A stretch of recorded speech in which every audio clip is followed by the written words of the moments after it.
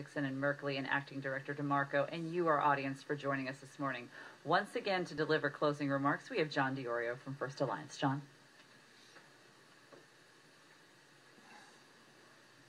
Well, that was truly a spectacular event. Thank you to the National Journal for helping us put this together. It was fantastic to have those minds in here today to discuss what we really believe is one of our most pressing issues right now.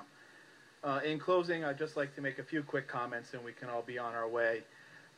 We intended today to share with you, what we do every day is we're actually working with the people that are truly impacted by this, people in homes that are distressed and underwater.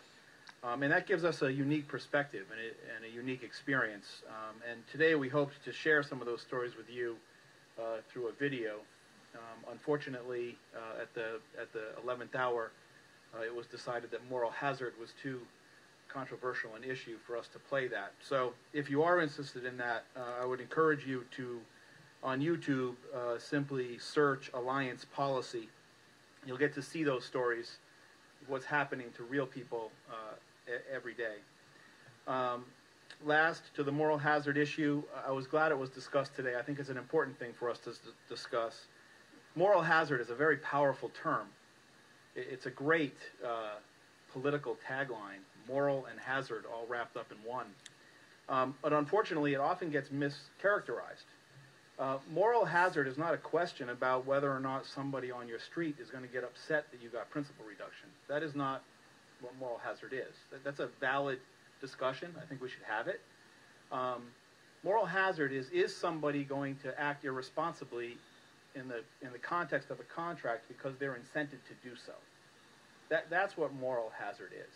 And, three very influential political folks spoke to it today. And I just want to rehash that before we leave today. Secretary Donovan, I think he hit it right on the head. Moral hazard is, you're talking about a small sliver of the population. Further confirmed by Acting Director DeMarco, who doesn't even necessarily agree with principal reduction as a tool, that 3 out of 4 people that are underwater are paying their mortgage. So the question of moral hazard is more, from our perspective, an attack on the character of the American people than it is the real problem that we face. American people aren't looking for a handout. They're looking for a solution to a significant problem.